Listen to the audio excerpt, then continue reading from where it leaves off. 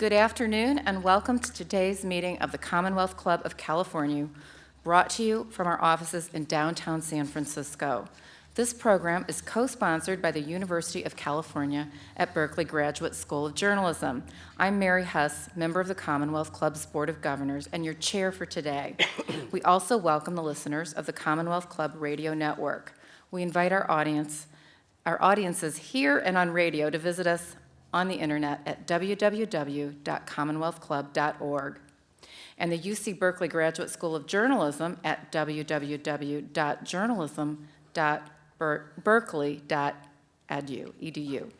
Tonight's program features Dean Orville Schell of the UC Berkeley Journalism School in conversation with FCC Commissioner Michael Copps. And now it is my pleasure to turn the program over to Dean Orville Schell. Well, please join me in welcoming Commissioner Michael Copps, one of the 5 commissioners of the Federal Communications Commission. Commissioner Copps graduated from Wofford College, got his PhD from Chapel Hill, went on to be Chief of Staff for Senator Ernest Hollings of South Carolina, and did 2 stints in the Commerce Department as Assistant Secretary for Basic Industries and for Secretary of Commerce for Trade and Development as well. So, Michael, welcome to the Commonwealth Club. Thank you. I'm delighted to be here. It's great to have you. Appreciate you having me. Well, this is a pretty critical time for the FCC, but let's start out right at the bottom here. What is the FCC, and what do you do as a commissioner? Well, as a commissioner, I'm one of 5 commissioners at the FCC. We are an independent regulatory agency, and our charge is to regulate in varying degrees according to the Telecommunications Act of 1996, the various communications industries, which are wireline telephone and cellular, broadcasting, satellite, international events having to do with communications and telecommunications. And how did all this get going? I mean, what are the issues at stake that at the beginning when the FCC first came into being were the issues that it was mandated to look at, control? Well, I think probably the 2 biggest issues that were present at the creation would have been, number 1, the regulation of the telecommunications infrastructure with the Bell companies and all of that, and then number 2, how do you deal with the communications, which at that time was radio, and what is going to be the rationale, what is going to be the modus operandi of these groups, how will they be regulated, on what principles will they be regulated, and for what purposes will they be regulated. Now, somewhere back at the beginning of all this, it was stated that the airwaves, being public, should be operated in the public interest and convenience. Tell us a little bit about how that principle has evolved since the 30s. Well, it's an important principle, and it's really my lodestar as a commissioner at the FCC. We went back and looked because I heard this term public interest, convenience, and necessity. How often does that appear in the Telecommunications Act? And we counted 112 times. So there are those who say, well, the public interest is very amorphous and ambiguous and you can't get your arms around it. But it's there 112 times, and when Congress tells me something 112 times, I have to assume they're probably serious about it. So that becomes the lodestar, the North Star of my approach to regulating the industry. And I think in terms of the media that we're talking about tonight, if you look at that telecommunications law, it's not that difficult to figure out what the public interest means. It means the preservation of localism, the preservation of diversity, and the ability to compete for the media. Who's going to have access to that media?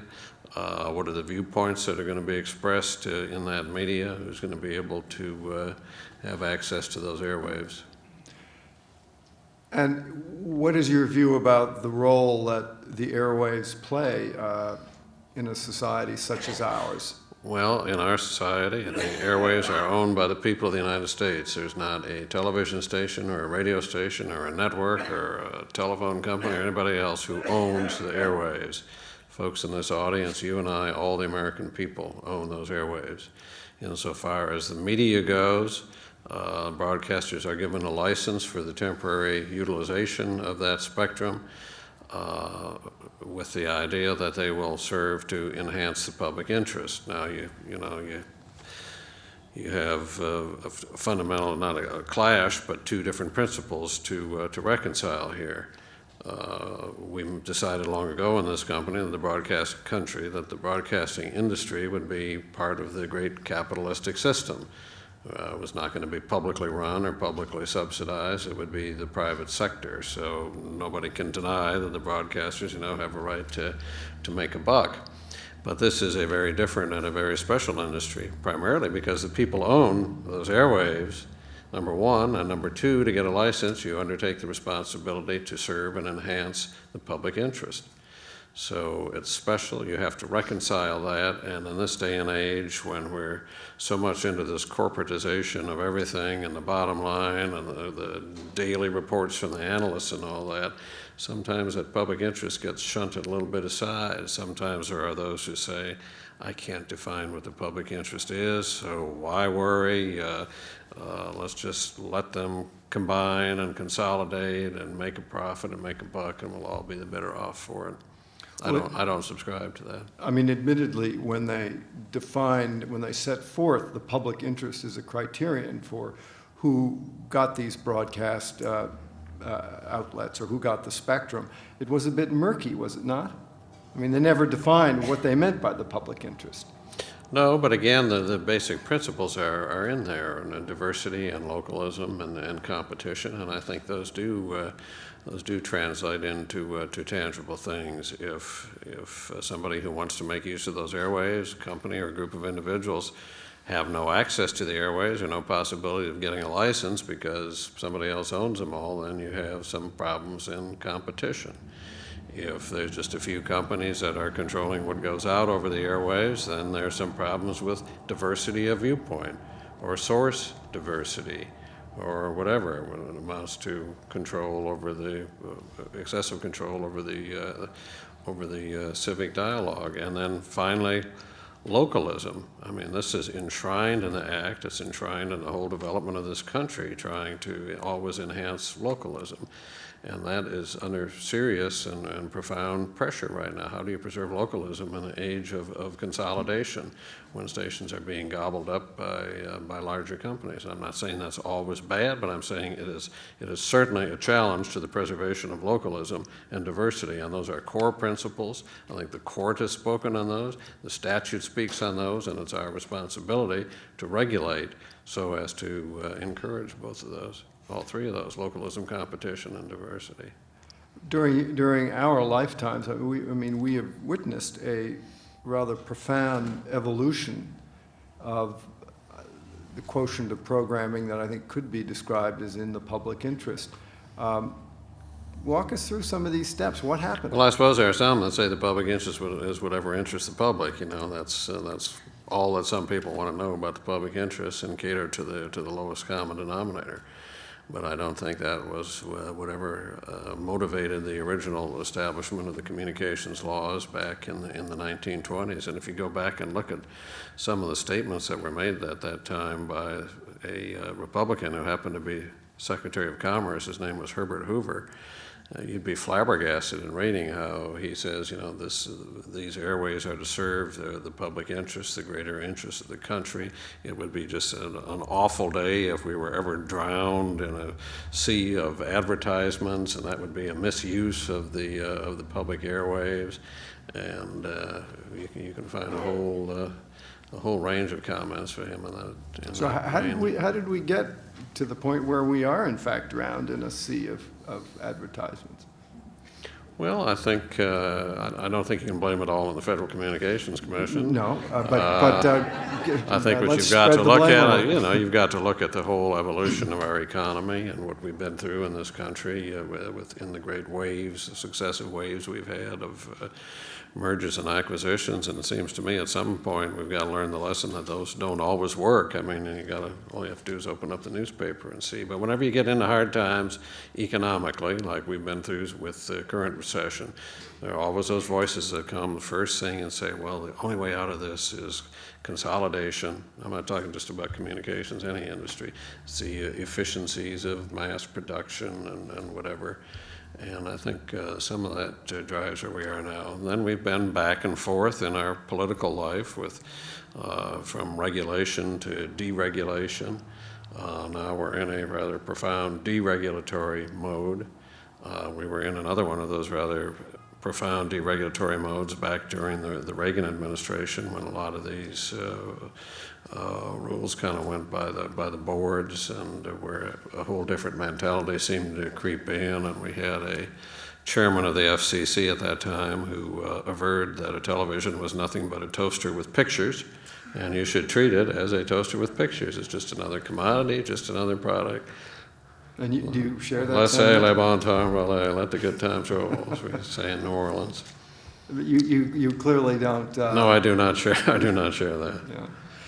Now, I mean, one of the sort of catalytic elements in all of this has been the courts, and how can one? The courts have been a catalytic element, but sometimes what they have said is a little bit misrepresented, especially by those who are pushing consolidation right now. It's true that some of our rules have been remanded to us by the courts, particularly the Circuit Court, the Federal District Circuit Court in Washington, D.C. But if you look through a lot of these major decisions, which the consolidators say, oh, they told us to, threw our laws, our rules back at us and said you have to change them, get rid of them, loosen them. It's not what they said. If you look at the Sinclair case or the Fox case or some of those really formative cases, they said you have to do a better job of explaining your rules and justifying your rules. But it could be, you could come back here and not only keep what you got, maybe you could even tighten them. They didn't say you must loosen or you must eliminate all of these laws. That's kind of an interpretation that some people have put on that out of not public interest, convenience, and necessity, but political convenience and necessity, I guess. Well, I mean, there are many people who argue now that we have manifold cable channels, which of course have a different regulatory status, not being public airwaves. You have even more outlets online. Give us a short form argument against this statement. Well, that's interesting because I run into that a lot. And back when the three networks were in control of everything, and then cable came along, and people said this is going to be the great new liberating force. This will bring openness and diversity to the American people. But if you go now and look at the top 50 cable channels in the United States of America, 90% of them are owned by the same people who own the big distribution networks and the television networks. But okay, then people say, well, all right, maybe that didn't work. But now we have the liberator of all liberators. We have this wonderful new open, dynamic, always to be free internet. So my staff and I looked at the top 20 internet news sites. And guess who owns them? That's the very same people. So, and we really have a problem here with the future of the internet. If you take what this commission is going to be doing or would like to do on broadcast ownership, and then you couple that with what they're doing on broadband in the telecommunications sector and transmission of that, you are running a serious risk of really derailing the openness and the vitality of this potentially super liberating technology that we have out there. And we really have to be awfully careful of that. I mean, we've been through a sort of in serial fashion, telegraph, radio, television, now the internet, and each one was going to liberate us. Right. And each one in its way. We're still struggling to be free. And we're still struggling to be free. This is true. So is regulation, in fact, the answer, or is it only part of the answer? And what in your view, is the larger answer to a better media? Well, I think what I've been trying to do in terms of this proceeding that we're in right now, and I think the answer is that the American people have to be heard from. The country has to wrap its arms around this issue. And it's hard for them to do that when nobody's telling them that the issue's out there, when the FCC is not saying, hey, we're going to do something drastic to your airways, but we don't really tell them about it, or when big media doesn't say, hey, the FCC is about to do something important. You haven't heard that on the networks. You haven't heard a network story on all this. So I think what we really have to do, and this is what I've been trying to do, is spark a national dialogue. The American people have no trouble getting this issue once they know it's out there.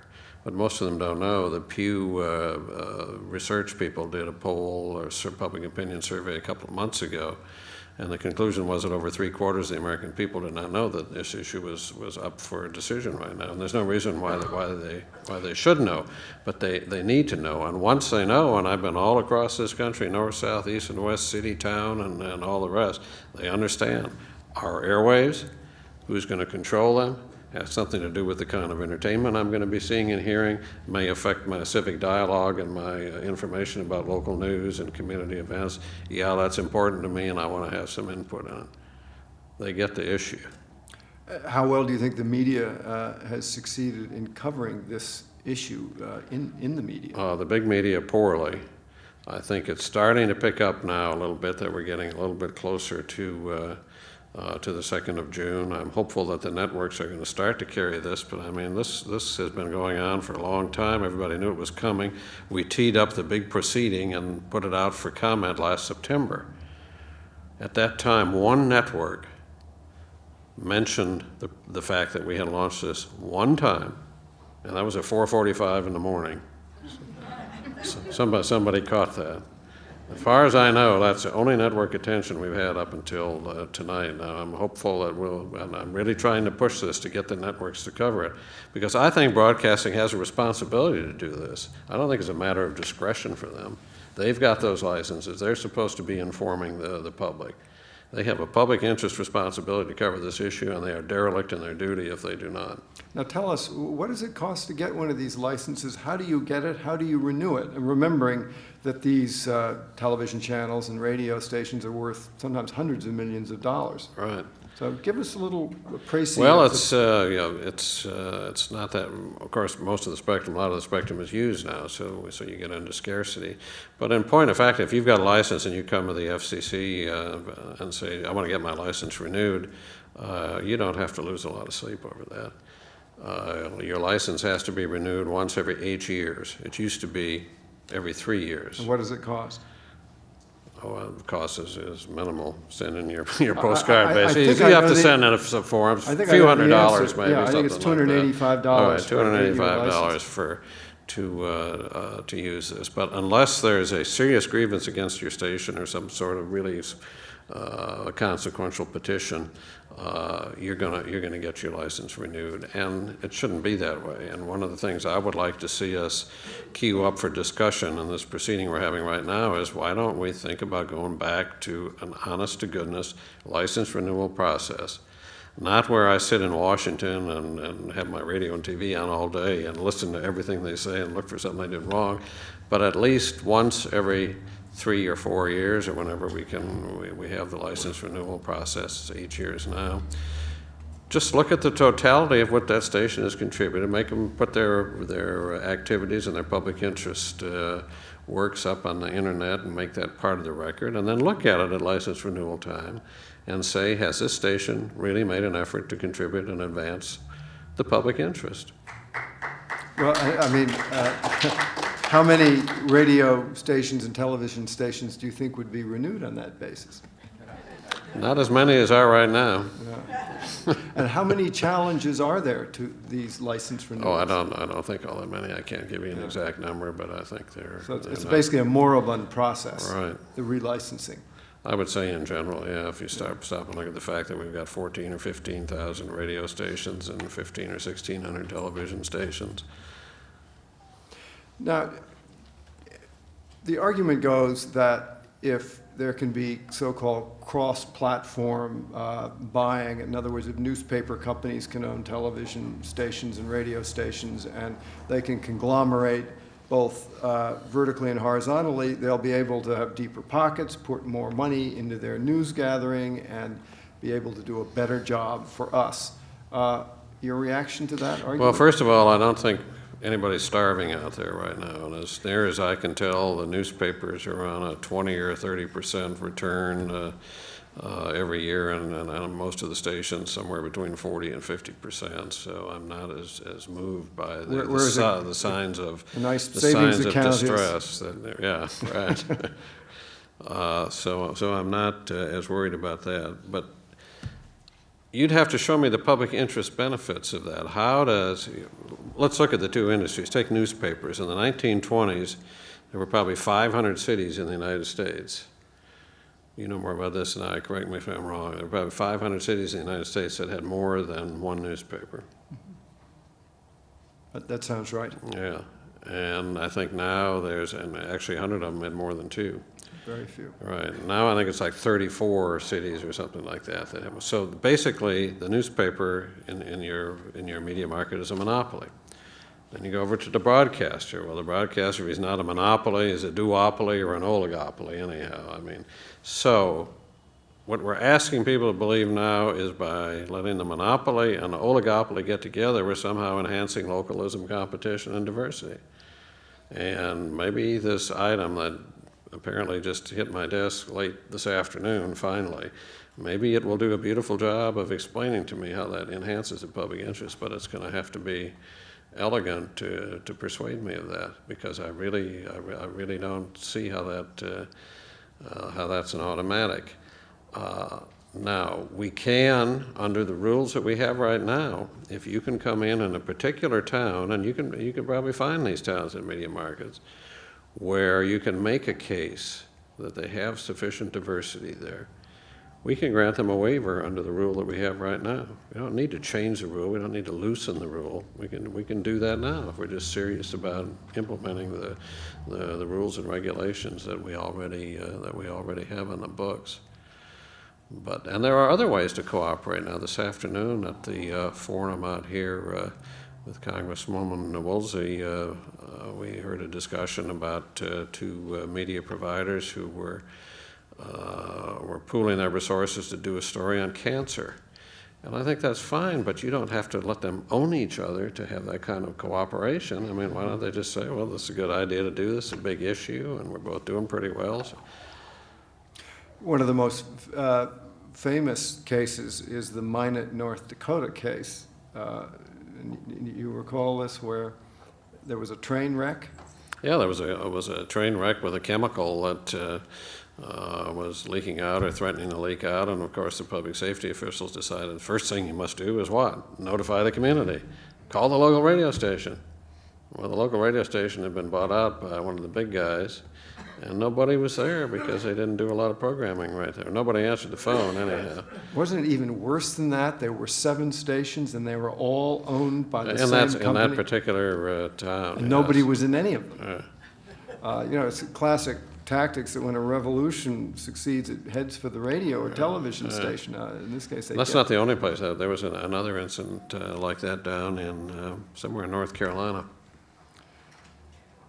Do you think that Clear Channel Communications, which before 1996 I think had 40 stations, radio stations, and now has 1,200, do you think this is wise, and what can be done about it? Well, I think we have to really pause and have a dialogue. Is that wise? And there are probably some markets where you could go into where they had bought a station, and maybe that station would have gone dark or something had they not gone in, but you have to offset that against the costs of consolidation. I don't think anybody, when the Telecommunications Act of 1996 was passed, which loosened a lot of our rules with regard to radio ownership, I don't think anybody envisioned consolidation going as far as it has gone in radio. I think the largest station owner at that time had 85 stations, and now it's 1,240 or something like that Clear Channel owns. And some analysts tell me it could go a lot higher than that, 2,000, 3,000, 4,000. I don't know. That's what they're saying. So you really have to ask, what does that mean in terms of localism and diversity? What happens to the local newsroom? Do they keep all the local newsrooms up and running? Or are they putting more money into local news? Or are they just cutting back on a lot of those local newsrooms, which seems to be the case, and funneling it out of a lot of regional hubs or or whatever. We need to have answers to that. How about the kind of music and the entertainment that gets played? Are they playing off playlists that come out of some advertising agency somewhere and with a limited number of selections on it, or are they really encouraging that creative genius to bubble up locally and regionally? I've been in sections of this country, like in North Carolina, where bluegrass still is very important, and you talk to artists in that field down there, and they have a very difficult time getting new artists on the radio because the stuff is coming out of playlists or something similar to that. Now, that really gets to localism when you start talking about people's music in their region, the creative genius of this country, and it's all over the country. Each place has its own genre, whatever. Well, when you look around the world, do you see any other models for how portions of the broadcast spectrum might be held other than commercially that would help remedy this problem? Maybe not a complete change. Well, I think we can resolve our own problems. You know, there are options. I guess there are options with enhancing the support of public television, or I think you could talk about a trust model, something like they have in Great Britain for some of it. But I'm kind of leery of going off on that approach. I think you should look at all of these things, but we have our own identifiable and specific and particular culture and economy and all that. I think we can fix this system, and I think we can fix this system without terribly drastic surgery to our rules. I think if we enforce the rules that we had, we'd probably be in pretty good shape. And do you think this remedy will be affected by our leaders, or do you think it will be affected by people remonstrating with their government? How is this going to happen? I think our elected representatives increasingly understand the importance of this issue. A lot of them are expert on it. Well, some of them are expert on it.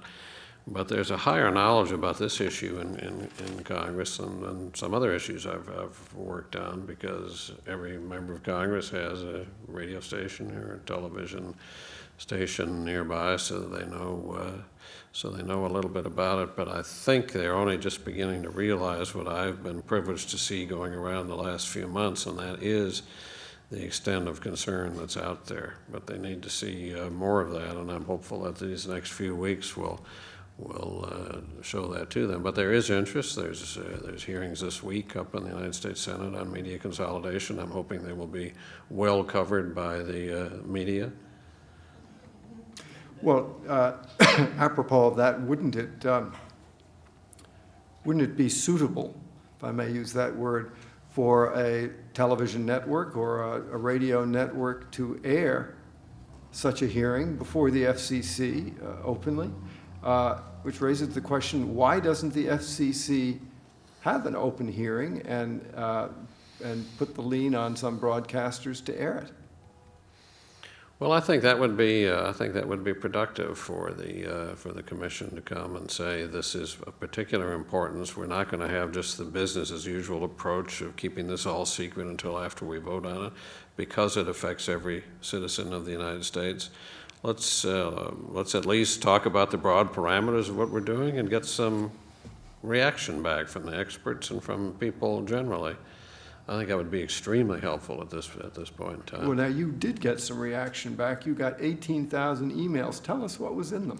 Well, that's very interesting, because some of the folks who are most enthused about pushing consolidation are saying this is the most comprehensive and fulsome record that we've ever had at the FCC. The record is complete. We don't need any more comments. We got 18,000 comments. So we went back and looked a little bit at what this record was, and it turns out, and they also say, and most of these are from individual citizens across the United States.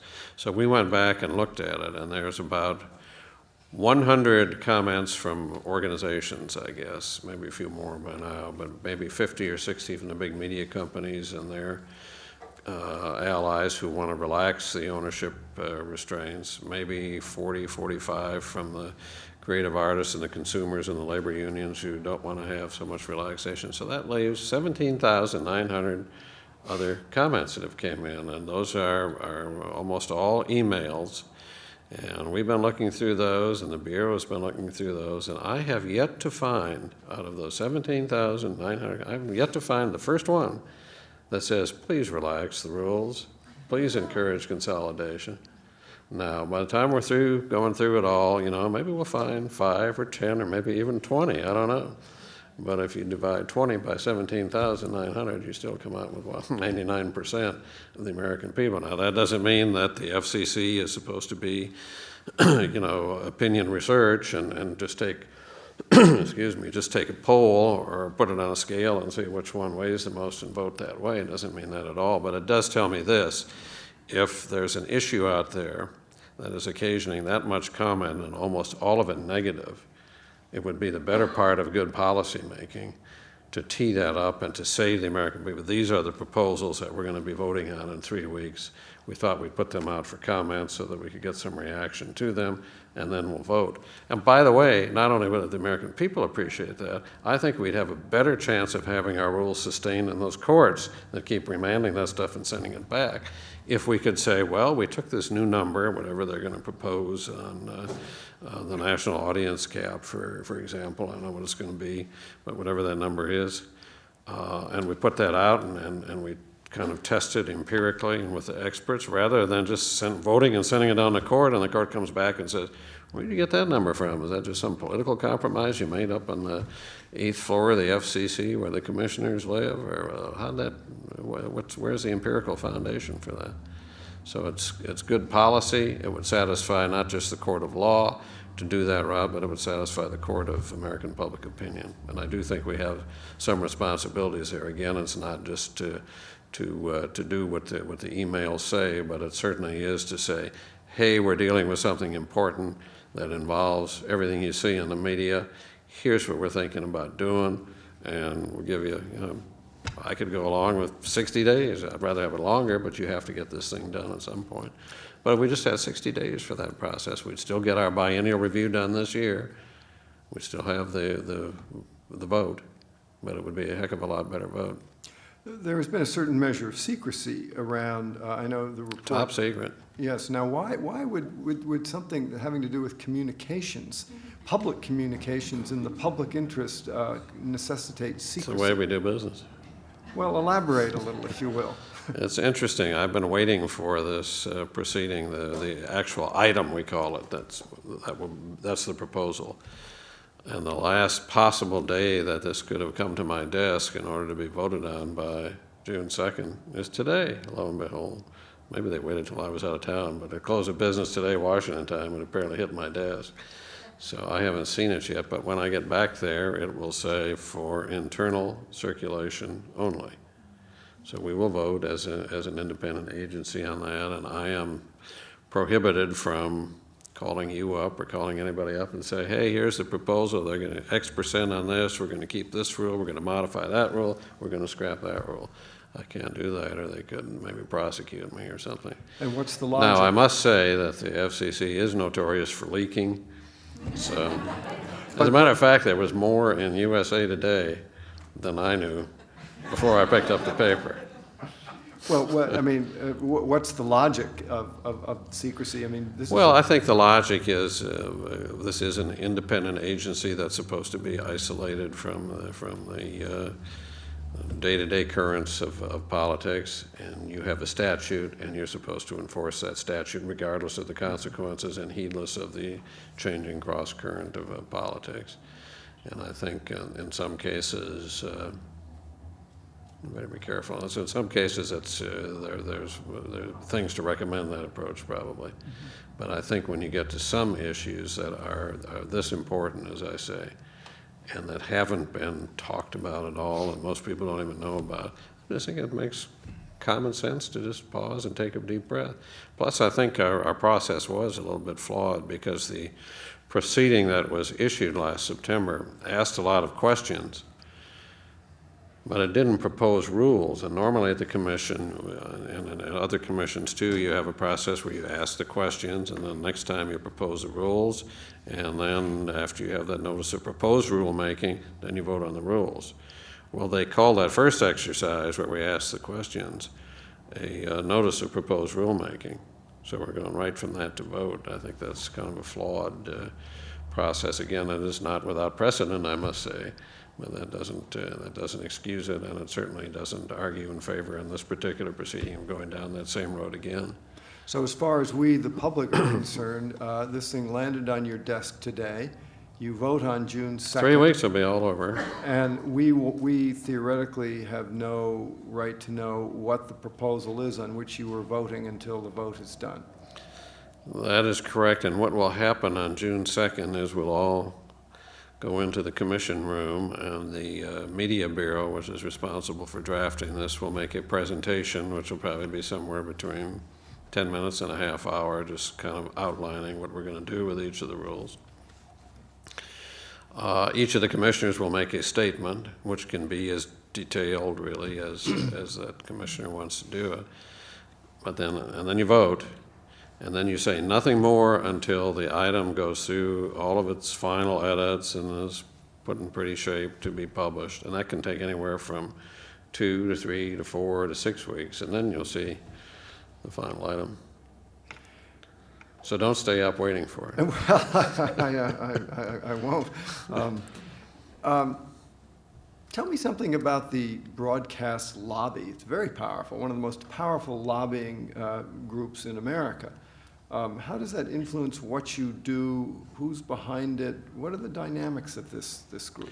Well, like every industry, the broadcasters are well represented. It is one of the more effective lobbying organizations, I think, in Washington. It has been very successful, I think, over the years. If you look at where the broadcasting industry is right now, it's not of uniform opinion. It has cross currents within on this very issue of some of the problems between the networks and the affiliate stations on ownership. A couple of the networks actually pulled out of the National Association of Broadcasters. And under the NAB are the state organizations. And I try to go around and talk to as many of the state broadcasting associations as I can, because I find on the state level still a lot of broadcasters, particularly those who have been in the business a long time, who are well motivated and who do still march to that drummer of serving the public interest. But less and less are they captains of their own fate, and more inevitably driven by that market and that quarterly report and that whole psychology to keep the analyst's attention. You have to be making all this money, and also they're into that tension. But a lot of them feel it, and there are folks who've been in this industry for a long time, just like old-time journalists who grew up in the trade, and they still have a tremendous pride in it. So that's the good news, I think, about the broadcasters. A lot of its members are well motivated, and the NAB, for example, is not in favor of raising the 35% national audience cap, whereas some of the other folks in favor of consolidation in the networks are. The networks. So it's not unified. They all march to the same drummer. But that being said, the bottom line is still they've been very effective in making sure that they got the Spectrum deal for the transition to digital television. A lot of them weren't enamored with such things as the fairness doctrine. That's gone now, the political attack rule and things like that. So they've been pretty successful. Let me read you one thing. Unfortunately, well, let me just add to that, though. The business is an important stakeholder of the FCC, and we couldn't do our business without talking to the broadcasters or any of the businesses. But what I have tried to do at the Commission is to make sure that we are hearing from non-traditional stakeholders too, because they are just as heavily invested as the broadcasters are. And that can be, that's any American citizen, that's any group, but I particularly try to reach out on a lot of the telecommunications and communications issues to the various diversity groups in our country. It's tremendously important, this consolidation issue, to African Americans, Hispanic Americans, Asian Pacific Americans, Native Americans, all those people are going to be vitally and profoundly impacted by consolidation, perhaps adversely. Other constituencies, in telecommunications, deaf and the hard of hearing, people like that. More Americans need to know about the proceedings that are up before the FCC, because they really these proceedings affect you in more ways than you would think right off the top of your head. What should they do about it? Well, it's difficult to keep up with that. I mean, the lobbyists and all, everybody reads the Federal Register. Not every American reads the Federal Register. So I think part of the responsibility here is ours. And again, I realize we're supposed to be kind of insulated from the political crosswinds. But nevertheless, these are the issues we're deciding. And I think part of that responsibility is to do outreach and to encourage reaction, to encourage comment. So not sit in the office at the FCC and wait for comments to come in from the lobbyists or hope somebody sends you an email message, but go out and talk to people in San Francisco or in Durham or in Burlington or Phoenix or everywhere who have lived with the media, who are part of the media, have a lot of expertise, can give us a lot of factual information that the record doesn't have, and also give us that perspective of actually having lived through the last 15, 20, 30, whatever years it is, and know firsthand what's happened to media. That's how you build a record. Let me read you this before we take some questions. Unfortunately, many have turned this critically important policy debate into a political one, substituting personal ideology and opinion for the facts. If we were to craft a responsible media policy for the 21st century, everyone involved in this debate must set aside the rhetoric, put the public interest before the political interest, and focus just on the facts. This is your chairman, Michael Powell. How do you react to that analysis? Sounds like a noble statement. That sounds like a bit of an aversion of the... You don't believe this is purely a politics at work, obviously. No, this is not a political issue. I don't believe, as I go around the country. As I go up to Congress and walk the halls of Congress or go to hearings, I hear Republican concern just as I hear Democratic concern. I heard this when I first started going around after I was nominated for this job, making your courtesy visits to the members of the committee who have a hearing on your confirmation. I heard it from Republicans and Democrats.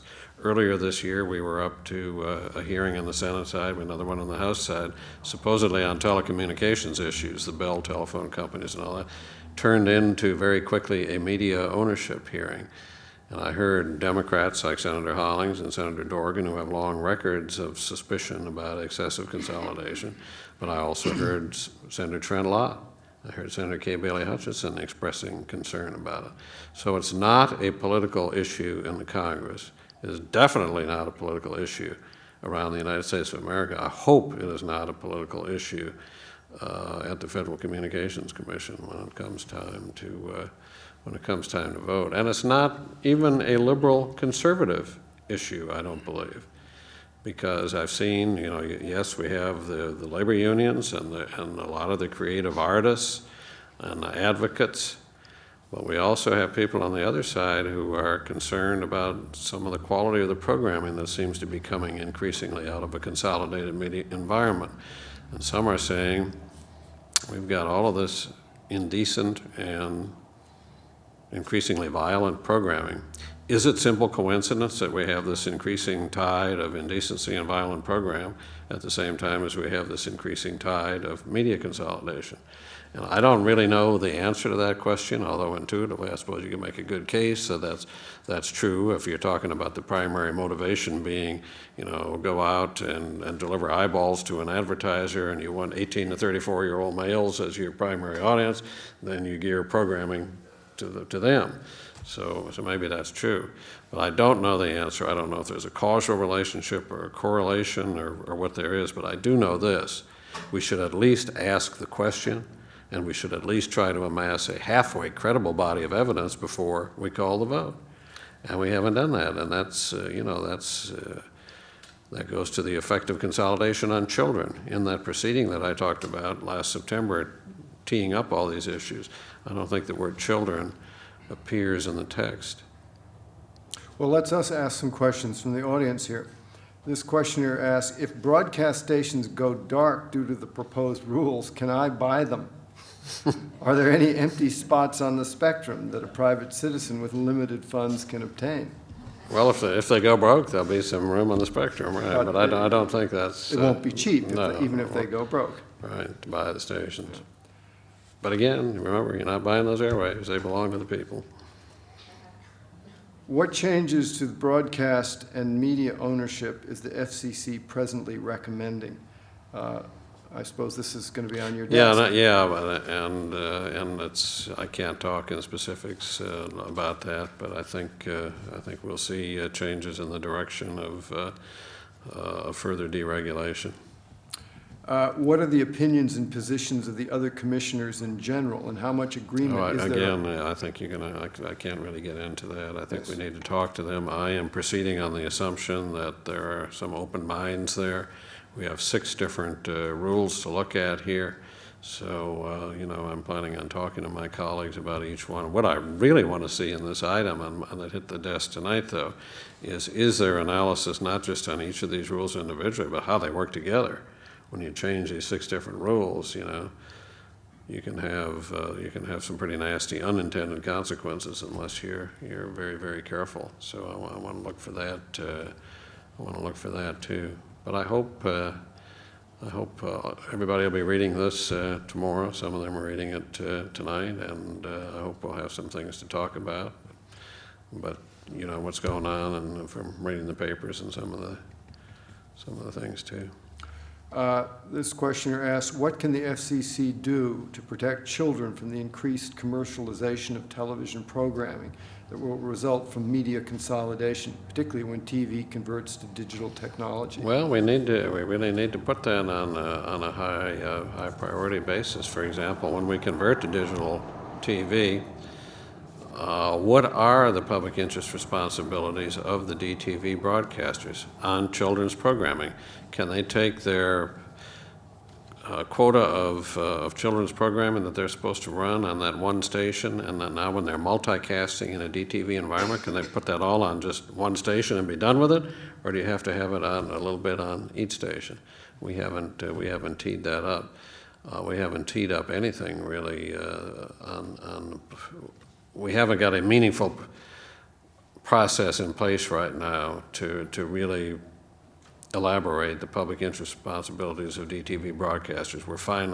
We pushed and pushed to get something in there, so we finally got it at least resuscitated a little bit under the previous administration and under Vice President Gore and President Clinton. There was a advisory committee that was put together, advisory panel on the public interest obligations of DTV broadcasters, and they came in with a whole series of recommendations, but in the transition, that kind of got buried, so now we're trying to resuscitate and bring it up. But we're spending all this time on the mechanics of DTV and digital television. Do you have to have a digital tuner? And we're talking about the copyright issues and trying to pressure the cable people and the broadcast networks to do high-definition TV. And that's all fine, but nobody has been asking, what about the public interest responsibilities, which is the central question. Yep. And that DTV thing, that goes right to the media consolidation we're talking about too, because if a channel now has the ability to multicast 5 or 6 different channels, doesn't that change the competitive environment in that media market? And why don't we look at that before we change these rules?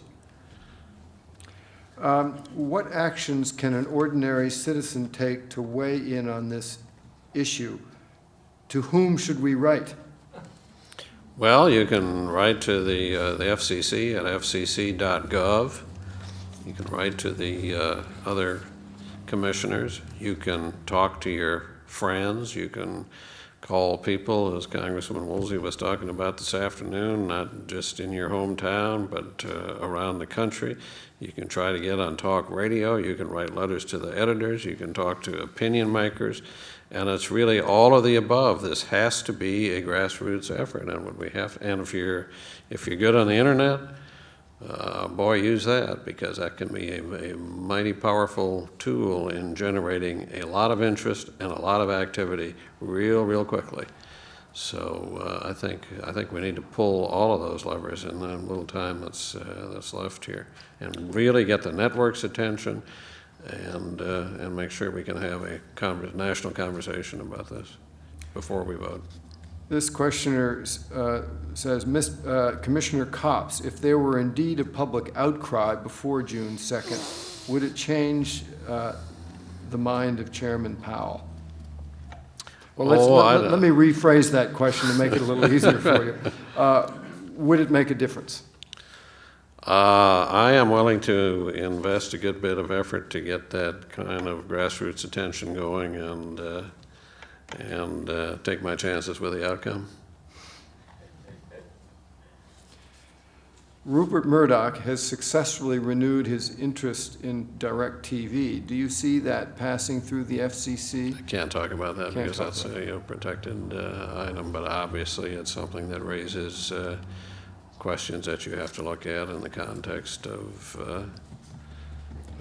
ownership and the overall direction, and how does that serve the public interest, and that's what I will be looking at. You know, there are a lot of questions like this, so I'm going to give you one more. Frankly, do you think you have a prayer of stopping this change? Yeah, I wouldn't be out here if I didn't think. I wouldn't be crisscrossing the country and holding these hearings. So, what was the last part of the question? Do you think chance to what? Do you have a prayer to change this decision? Yeah, well, This change. Yeah, I would like to think that I have a chance of engaging this national debate and sparking this dialogue, and I am hopeful that we can do that before the 2nd of June. I'm not going to crawl in a hole on the 3rd of June, though, no matter what the outcome is. I think we've got some critical mass going here. I think the country is ready to talk about this issue, and I'm going to keep talking about it no matter which way that goes.